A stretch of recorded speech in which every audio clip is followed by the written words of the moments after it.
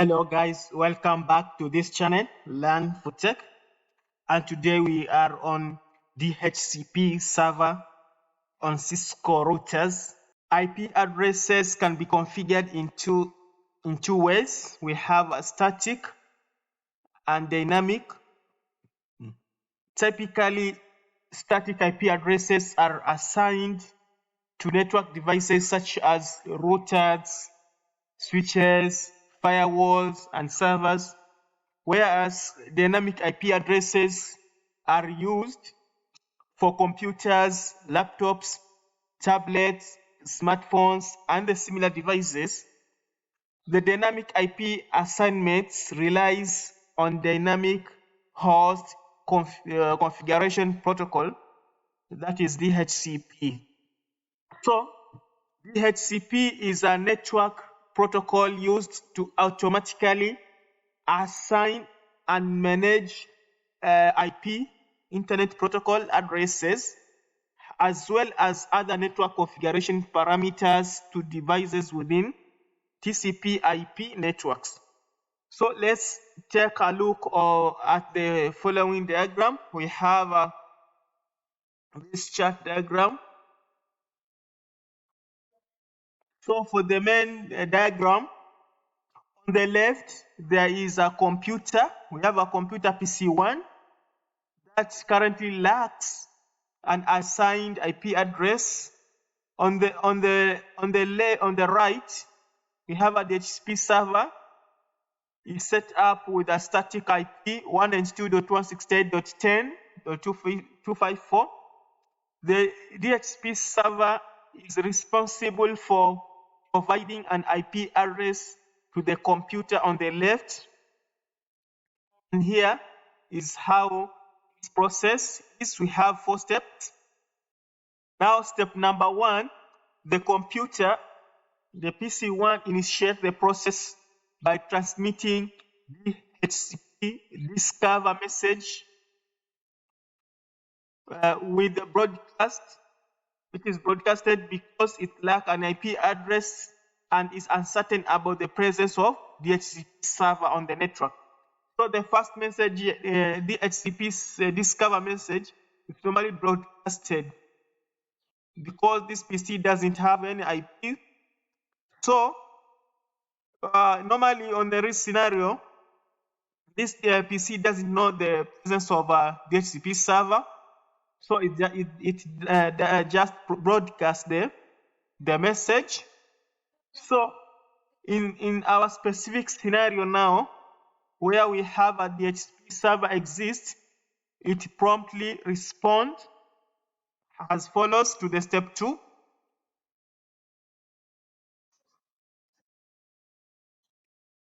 Now, when the DHCP server message reaches the DHCP server responds. Step 2 now, it responds with DHCP offer message containing IP address intended for the computer. To determine which IP address to allocate, the DHCP server needs to be configured accordingly. Optionally, we can also specify a default gateway and one or more DNS server addresses to the computer. The computer in turn acknowledges the response to the provided information. So let's go to step 3. After discover the DHCP server, send an offer message. Now let's go to step 3. Step 3, in response to the DHCP server offer message, the computer sends DHCP request, politely seeking approval to utilize the offered information. Our DHCP server in turn proceeds to respond as follows. Now the DHCP server sends the IP information. PC1 sends a request to utilize the IP information. Now the DHCP server, we're going to step 4. In step 4, DHCP server responds with what?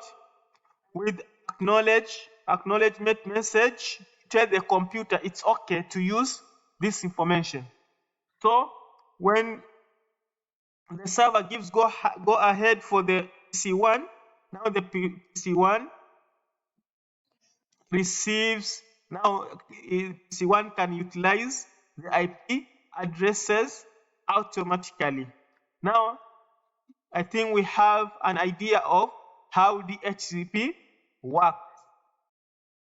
Okay, let's start our configuration, DHCP configuration. Because now we have a rough idea of how DHCP work. Now let's do the real practical. We have a DHCP server, a root as a DHCP server. And note that for DHCP configuration, Cisco OS router and layer 3 switches can be configured as DHCP server. But for our diagram, we have a root as DHCP server. So on this, we have a DHCP server as a root as a DHCP server. Also, we have a PC1. We have PC2. PC1 and PC2 are connected to each other. PC1, PC2, and a router are connected to each other using a simple switch. We have a switch here. And they are on the same VLAN with a subnet of 192.168.10.0/24. Now to demonstrate this, let's first, for the configuration, let's first prepare our interface. So let's go to the configuration now. We have DHCP server. Now a router as a DHCP server. Let's go to the global configuration. So interface, let's check our interface. F0/0.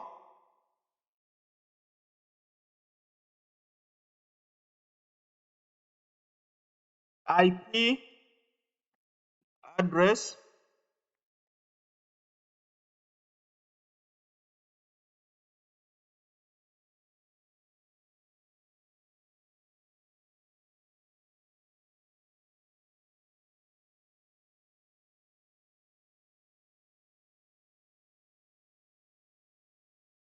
The IP address 192.168.10.254 is this one. Now our interface is up and we have assigned it IP address. Now let's configure the DHCP server. Exit.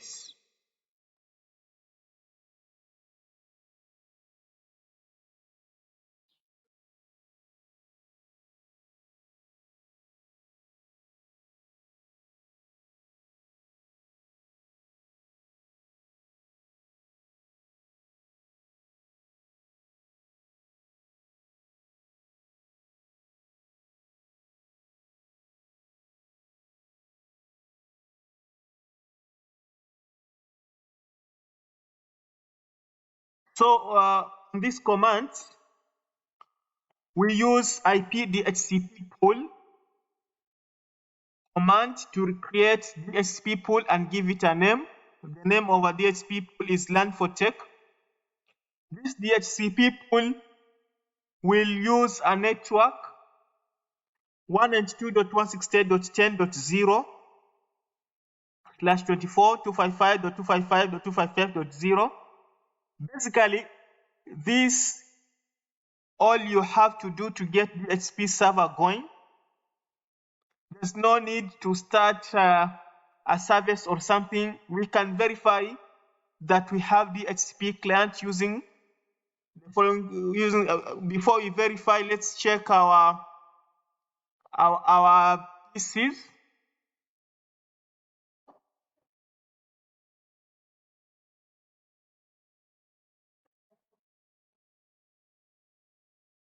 So let me make these PCs as DHCP clients by just with GNS3 IP DHCP, and this one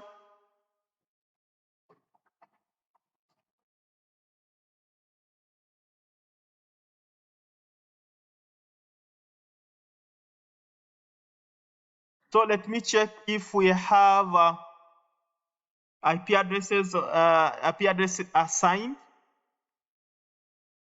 We can do show. As you can see now, we have IP address assigned. Before we had 0. When you do the show, we have 0/0/0. But now after configuring DHCP, we have this IP address. Let's check here. We have another IP address .2 for PC1. We have .1. So let me verify our DHCP. Do show IP DHCP binding. Now you can see we have 192.168.10.0 as a client number 1 or PC1, and this is the MAC address, and the type is not a static, but the type is automatic. It means it's a dynamic. Lease expiry, this information with lease expiry. We have PC2 MAC address and automatic. So currently we are good to go.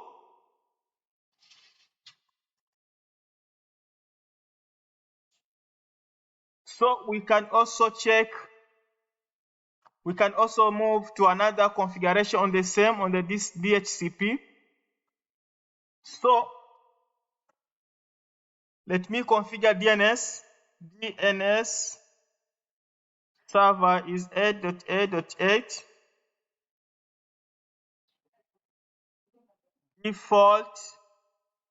Default router 192.168.10.254. So exit. Let's go back and check our PCs.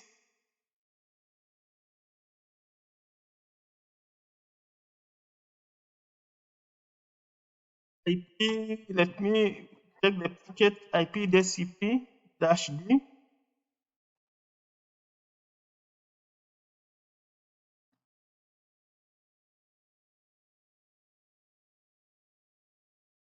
Now you can see the default router is 192.168.10.254.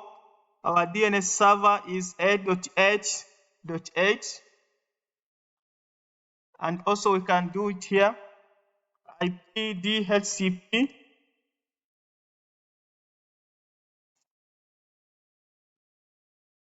We have the same results.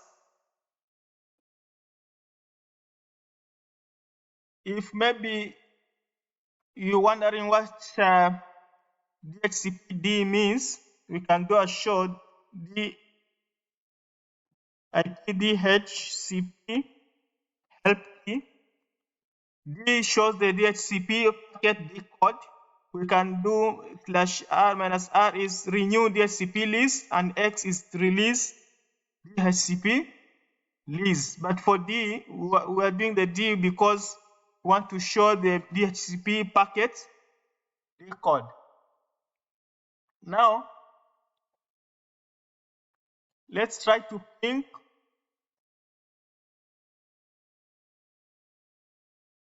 ping 192.168.10.254.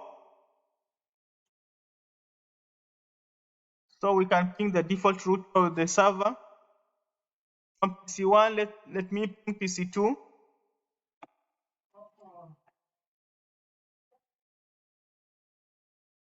So ping 192.168.10.254.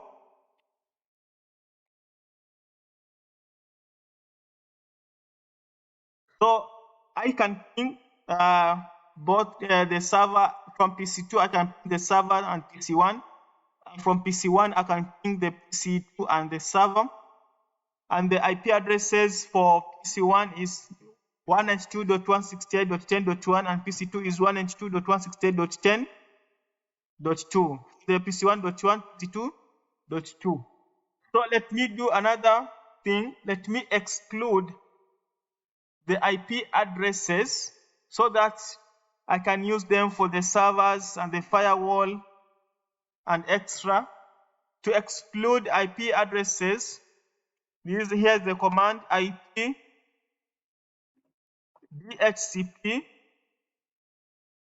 excluded addresses 192.168.1.10.1.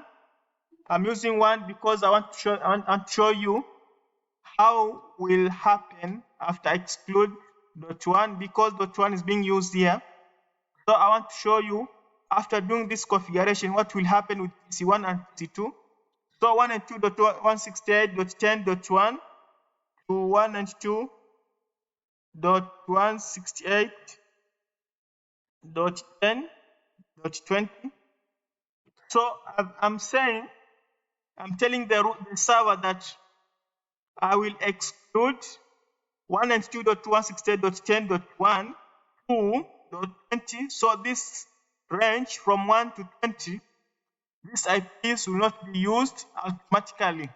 So they'll be used maybe for the server for the server, for the firewall, and other routers. So let me go back to the PC and check what will happen, because we already have 192.168.10.1. Let me do the show again.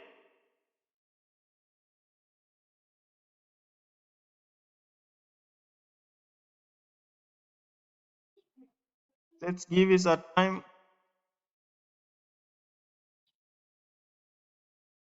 So if you notice, after we exclude from IP address .1 to .20, so the first IP address will be .21. That's why for the PC1 we have 192.168.10.21. And let's check for PC2.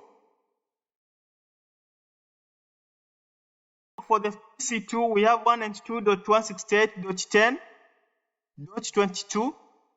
because of this command, IP address excluded, IP DHCP excluded addresses. Now our dynamic IP addresses will start from 20.10.21 onward.